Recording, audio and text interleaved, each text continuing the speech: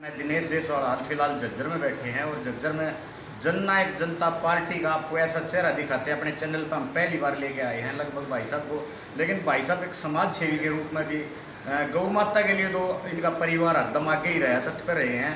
Om Prakash chairman के लड़के हैं जननायक जनता पार्टी से भाई संजय। नमस्कार भाई साहब। भाई साहब आज थोड़ा जीवन परिचय के बारे में भी बात करेंगे। शुरुआती राजनीति कहाँ से शुरू हुई, पढ़ाई के बाद कैसे राजनीति का शौक लगा, बताओ। देखिए, सबसे पहले मैं एक खिलाड़ी के रूप में मेरे पिताजी ने अखाड़े में छोड़े, कुश्ती का खेल किया और मैंने खेल के साथ साथ पढ़ाई की, ग्रेजुएशन की। और मेरे पिताजी गौ भक्त चौधरी ओम प्रकाश चेयरमैन कल्याणा जी, उनकी उंगली पकड़ के हमने चलना सीखा और उनके साथ लग कर हमने समाज को देखा। मेरे पिताजी समाज का एक अहम हिस्सा थे और हर समय समाज के लिए दिन रात मेहनत करते थे और समाज को आगे बढ़ाने का काम करते थे। उन्हीं से हमने सीख कर, उन्हीं के साथ रह करके, उनका आशीर्वाद प्राप्त करके, उनकी उंगली पकड़कर हमने चलना सीखा और हम भी धीरे धीरे समाज का हिस्सा बनते चले गए और समाज की सेवा करने लगे। उसी समय एक राजनीति में मोड़ आया कि मेरे पिताजी ने कांग्रेस पार्टी छोड़ के और भारतीय जनता पार्टी ज्वाइन की और 2009 में कैप्टन अभिमन्यु के आशीर्वाद से, कैप्टन साहब का मेरे परिवार का बड़ा दबाव था, आज भी है। उन्होंने मेरे को 2009 में भारतीय जनता पार्टी टिकट दिलाने का काम किया और मैंने मजबूती के साथ 2009 का चुनाव लड़ा भारतीय जनता पार्टी से और बादल हल्के जनता ने पूरा आशीर्वाद और प्यार देकर मेरे को 14,000 वोट देने का काम किया। 2010 में हम इंडियन नेशनल दल में चले गए। 2014 के अंदर मेरी टिकट कटी और माननीय चौधरी धीरपाल जी की धर्मपत्नी को मेरा टिकट काट के तो टिकट देने का काम किया दलों ने। उसके बाद हालात परिस्थितियाँ राजनीति की जो रही, हम समाज के अंदर 24 घंटे काम करते रहे और सेवा करते रहे।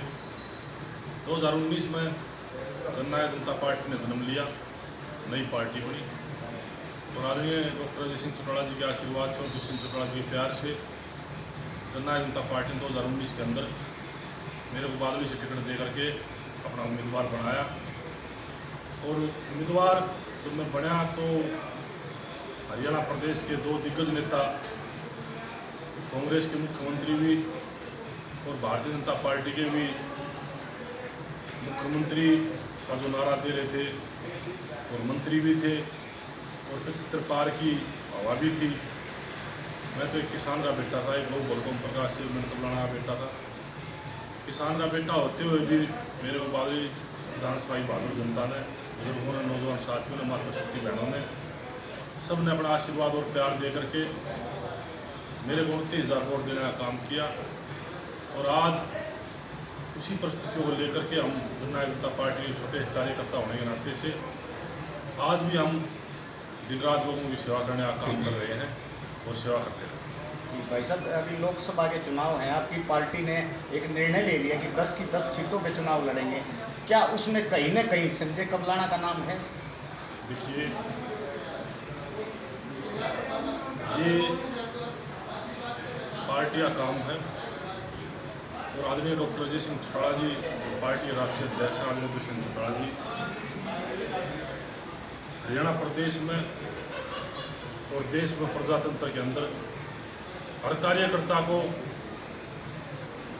चुनाव लड़ने की इच्छा होती है और बड़े से बड़ा कार्यकर्ता और छोटे से छोटा कार्यकर्ता ये चाहता है कि मैं चुनाव लड़ूं। और जननायक जनता पार्टी का मैं एक कार्यकर्ता होने के नाते से मैं ज़रूर कहूँगा कि पार्टी जिसको भी लड़ाएगी उसकी तन मन धन से मदद करने का काम करेंगे और पार्टी मेरे पर विश्वास करेगी पार्टी के आशीर्वाद से और रोहतक लोकसभा जनता के आशीर्वाद से हम भी मजबूती के साथ अपनी लड़ाई लड़ने का काम करेंगे।